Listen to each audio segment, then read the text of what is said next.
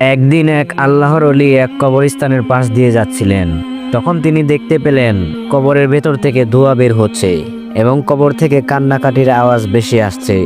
আল্লাহর ওলি ওই দৃশ্য দেখে থমকে গেলেন। তিনি দাঁড়িয়ে দেখতে পেলেন দুইটা কবর থেকেই ধোঁয়া বের হচ্ছে এবং ভয়ঙ্কর আহাজারি শব্দ বেশি আসছে। এরপর আল্লাহর ওলি সেই পাশের একটি গ্রামে গিয়ে উঠলেন এবং গ্রামের কিছু লোক দেখে বললেন, আপনারা কি বলতে পারেন ওই কবরস্থানে দুটি কবর পাশাপাশি দেখা যায়? সেই কবরগুলো কাদের এবং কবরগুলো কার কবর? গ্রামের কয়েকজন লোক বলল, কিছুদিন পূর্বেই ওই পাশের গ্রামের একটি মেয়ের বাবা মা দুজনেই ইন্তেকাল করেছেন। তার বাবা চলে যাওয়ার 3 দিন পর মেয়েটির মাও চলে যান। ওই দুটি কবর তাদেরই। আল্লাহর ওলি তখন বলল, আপনারা আমাকে ওই মেয়েটির নাম এবং ঠিকানা দিন, আমি মেয়েটির সাথে দেখা করতে চাই। লোকেরা তখন বলল, হুজুর, আপনি এসব কি বলছেন? আপনি কি জানেন কে সেই মেয়ে? সেই মেয়েটি হলো গ্রামের একজন বিখ্যাত নষ্টা মেয়ে। সে দিনের বেলা হলে সারাদিন ঘুমায় আর রাতের বেলা হলে সারা রাত পরপুরুষের সঙ্গে কাটিয়ে বাজে কাজে লিপ্ত হয়। মেয়েটি দেখতে অনেক সুন্দরী, তাই অনেক দূর দূরান্ত থেকে পুরুষ লোক এসে মেয়েটির সাথে রাত কাটায় এবং মিলিত হয়। হুজুর, আপনাকে দেখতে তো একজন আল্লাহর বুজুর্গ ব্যক্তি মনে হচ্ছে, আপনি কেন ওই নষ্টা মেয়ের সাথে দেখা করতে চাচ্ছেন? আল্লাহর ওলি তখন বলল, মেয়েটি যাই হোক না কেন, আমাকে যে তার সঙ্গে দেখা করতেই হবে। আপনারা বলুন, আমি কিভাবে মেয়েটির বাড়ি পর্যন্ত যেতে পারি? তখন গ্রামের আরেক দল লোক বলল, হুজুর, আমরা বুঝতে পারছি না, আপনি সবকিছু জানার পরেও কেন ওই মেয়েটির সঙ্গে দেখা করতে চাচ্ছেন? মেয়েটি এতই খারাপ চরিত্রের মানুষ যে আপনি যদি তার সাথে দেখা করেন তাহলে মানুষ আপনাকে নিয়ে বাজে কথা বলবে, আপনার চরিত্রে কলঙ্ক লোটাবে। আল্লাহর ওলি তখন বলল, আমাকে মানুষ যাই বলুক না কেন, তবু আমাকে মেয়েটির সাথে সাক্ষাৎ করতেই হবে। আল্লাহর ওলির বিশেষ অনুরোধে শেষ পর্যন্ত লোকেরা বলল, ওই পাশের গ্রামের যাওয়ার পথে একটি বট গাছ আছে। সেই বট গাছটার বরাবর যে রাস্তাটা গেছে, সেই রাস্তার মাথার বাড়িটাই হলো ওই নষ্টা মেয়ের বাড়ি। মেয়েটির নাম গোলাপি। এরপর আল্লাহর ওলি ওই মেয়েটির বাড়ির দিকে রওনা হলেন। হাঁটতে হাঁটতে তিনি ওই পথের মধ্যে একটি বট গাছ দেখতে পেলেন। সেই বট গাছের নিচে একজন লোক বসা ছিল। আল্লাহর ওলি ওই লোকটাকে জিজ্ঞাসা করলেন, ভাই, গোলাপির বাড়ির রাস্তাটা কি এটাই? লোকটি বলল, জি এটাই। কিন্তু হুজুর, আপনি কেন তার বাড়িতে যাবেন? তার কাছে ভালো কোনো মানুষ যায় না, তাকে সবাই রাতের রানী বলে ডাকে। সে সারাদিন ঘুমায় আর যখনই অন্ধকার নেমে আসে তখনই পরপুরুষের যাতায়াত শুরু হয় তার বাড়ির রাস্তার দিকে। দিনের বেলা তো কোনো মানুষ এদিকে যাওয়া আসা করে না, আপনি কেন তার বাড়ির দিকে যাচ্ছেন? আর আপনাকে দেখে তো একজন পরহেজগার মানুষ মনে হচ্ছে। আল্লাহর ওলি তখন বলল, আমি কোনো খারাপ উদ্দেশ্য নিয়ে তার কাছে যাচ্ছি না, আমি তাকে ভালো পথে ফিরে আসার জন্য আহ্বান করতে চাই। আচ্ছা, তুমি আমাকে বলো তো, এই মেয়েটি কতদিন ধরে এই কাজে লিপ্ত হয়েছে? লোকটি তখন বলল, কয়েক মাস হলো মেয়েটির বাবা মা দুনিয়া থেকে চলে যায়, এরপরেই এই মেয়েটি এই খারাপ পথে চলে গিয়েছে। অতঃপর আল্লাহর ওলি আর কোনো কিছুই না বলে সেই রাস্তা ধরে হেঁটে হেঁটে মেয়েটির বাড়িতে গিয়ে পৌঁছালেন। আল্লাহর ওলি মেয়েটির বাড়ির উঠানে গিয়ে ডাকতে লাগলেন, ঘরের ভেতর কি কেউ আছেন? একটু কি বের হবেন? আপনার সাথে আমার জরুরি কিছু কথা আছে।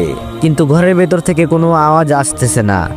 হুজুর আবার ডেকে বললেন, ভিতরে যদি কেউ থেকে থাকেন তাহলে একটু বাহিরে আসুন। এরপরে ভেতর থেকে একটি মহিলা বেরিয়ে আসলো। আল্লাহর ওলি মহিলাটাকে জিজ্ঞাসা করতে লাগলেন, আপনার নাম কি গোলাপি? মহিলা বলল, না ম্যাডাম, ওই পুকুর পাড়ে গোসল করতে গিয়েছেন, আপনি ওইখানে গেলেই তাকে পাবেন। এরপরে আল্লাহর বুজুর্গ ব্যক্তিটি পুকুর পাড়ে গিয়ে দেখতে পেলেন মেয়েটি পুকুর পাড়ে বসে গোসল করার জন্য প্রস্তুতি নিচ্ছে। আল্লাহর ওলিকে দেখে মেয়েটি চমকে গেল। এরপর মেয়েটি বলল, হুজুর, আপনি কেন এখানে আসলেন? বুজুর্গ ব্যক্তিটি বলল, আমি তোমার সাথে কিছু বিশেষ কথা বলতে চাই। মেয়েটি বলল, হুজুর, সবাই তো আমার কাছে একটি কারণেই আসে, কিন্তু আপনাকে দেখে মনে হচ্ছে আপনি আল্লাহর পূজারী একজন মানুষ। তাহলে বলুন তো, আমার মতো একজন নষ্টা মেয়ের সাথে আপনার কি এমন কথা বলার থাকতে পারে? হুজুর তখন বলল, আমি তোমাকে কিছু জিজ্ঞাসা করব, তুমি কি তার সঠিক জবাব দিতে পারবে? মেয়েটি বলল, আমার চরিত্র খারাপ হলেও আমি মিথ্যা কথা বলতে পারি না, আপনি বলুন কি জানতে চান? আল্লাহর ওলি তখন বলল, কিছুদিন আগে তোমার বাবা মা দুনিয়া থেকে চলে গিয়েছে, এটা তো সত্য। মেয়েটি হেসে হেসে উত্তর দিল, আমার মা বাবাকে অনেক ভালোবাসতো, তাই বাবা চলে যাওয়ার 3 দিন পর বাবার টানে মাও চলে যায়। তখন আল্লাহর ওলি বলল, তুমি কি জানো তোমার এই পাপের জন্য তোমার বাবা মার কবরে ভয়ানক আযাব হচ্ছে? মেয়েটি তখন বলল, আমার কারণে যদি তাদের কবরে আযাব হয় তাহলে এটাই তাদের প্রাপ্য ছিল, কেননা তারাই তো আমাকে খারাপ বানিয়েছে। তারা যদি আমাকে মানুষের মতো মানুষ করত তাহলে আমি আজকে এই পথ বেছে নিতাম না। তারা চলে যাওয়ার পর কেউ আমাকে দুমুঠো ভাত দিয়ে যায়নি, কেউ আমার কোনো খোঁজ খবর নেয়নি। আমি কি খাচ্ছি, আমি কি পড়ছি, এটা নিয়ে কারো কোনো মাথা ব্যথা নেই। কোনো উপায় না পেয়ে আমি বাধ্য হয়ে এই পথ বেছে নিয়েছি। আল্লাহর ওলি তখন বলল, মাগো, বাবা মা কখনোই চায় না তাদের সন্তান খারাপ পথে লালিত পালিত হোক। তারা তাদের সাধ্যমতো সন্তানকে মানুষ করার চেষ্টা করে। দুনিয়াতে অনেক ভালো কাজও আছে, সেগুলো তুমি বেছে নিতে পারতে, বিয়ে করে সংসারী হতে পারতে, আর সেখানেই ছিল তোমার মঙ্গল। এখন তোমার এই খারাপ কাজের জন্য কবরে তোমার বাবা মা শাস্তি পাচ্ছে। তারা তো এই জন্য তোমাকে দুনিয়াতে জন্ম দেয়নি। যখন তুমিও দুনিয়া থেকে চলে যাবে তখন তোমার কবরেও এরকম আযাব শুরু হয়ে যাবে। মাগো, এখনো সময় আছে, তুমি ভালো পথে ফিরে আসো। এতে করে আল্লাহ রাব্বুল আলামিন তোমার বাবা মায়ের কবরের আযাব বন্ধ করে দিতে পারে। আল্লাহর ওলির মুখে এমন কথা শুনে মেয়েটির মনের ভয়ের সংসার হলো। মেয়েটি বলল, হুজুর, আমি কিভাবে এই পথ থেকে বেরিয়ে আসতে পারি? সমাজ কি আমাকে আবার স্বাভাবিকভাবে মেনে নেবে? মেয়েটি এমন কথা বলছিল আর পুকুর থেকে পানি হাতে নিয়ে ছিটকিয়ে মাটিতে ফেলছিল। সেখানে একটি ল্যাংড়া ব্যাঙ ছিল।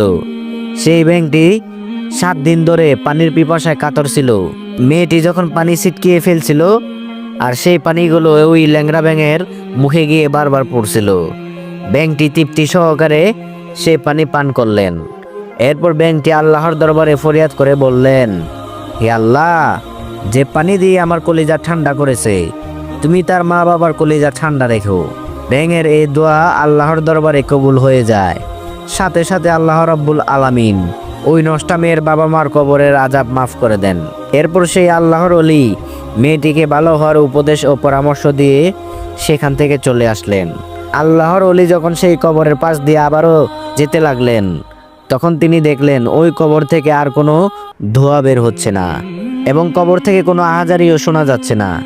এরপর আল্লাহর ওলি আকাশের দিকে তাকিয়ে বললেন, হে আল্লাহ, তুমি রহমানুর রহিম, তোমার লীলা খেলা বোঝার সাধ্য কারণেই। বন্ধুরা, পরবর্তীতে সেই গোলাপী মেয়েটি সমস্ত পাপ কাজ ছেড়ে দিয়ে আল্লাহর পথে ফিরে এসেছিল। সুবহানাল্লাহ। প্রিয় দর্শক, এই ছিল আমাদের আজকের ভিডিওটি। আল্লাহ রাব্বুল আলামিন আমাদের সকলকে দুনিয়াতে সৎ ও নেকের পথে চলার তৌফিক দান করুক, আমিন। ভিডিওটি ভালো লাগলে একটি লাইক দিয়ে যাবেন এবং চ্যানেলটি সাবস্ক্রাইব করে পাশে থাকবেন।